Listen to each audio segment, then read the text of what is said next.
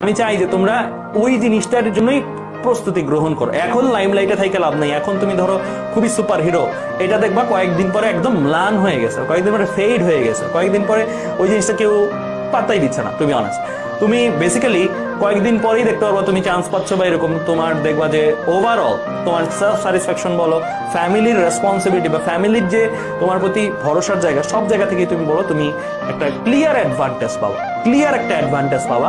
And hopefully তোমরা, আমি চাই না যে আমার স্টুডেন্ট যারা আছো বা আমাদের স্টুডেন্ট যারা আছো তারা আসলে কি মানে পড়াশোনা করছি করার কারণে করছি ওইভাবে না চিন্তা করে একটা কিছু হাসিল করে নিয়ে আসো।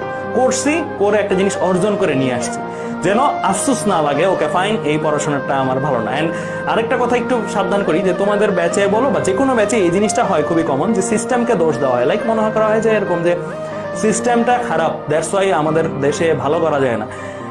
হ্যাঁ, এটাতে আমি একমত না যে তা না, একমত, কিন্তু ভাইয়া এখানে একটা ব্যাপার আছে। ব্যাপার হচ্ছে সিস্টেমকে দোষ দেওয়া ইজ মানে এটা একটা এসকেপ প্ল্যান, এটা একটা তোমার মানে নিজে সান্ত্বনা দেওয়ার একটা জাস্ট, আর কিছু না। মানে তুমি নিজের ব্যর্থতাটা কি সিস্টেমের উপর চাপাই দিলা, দ্যাটস ইট।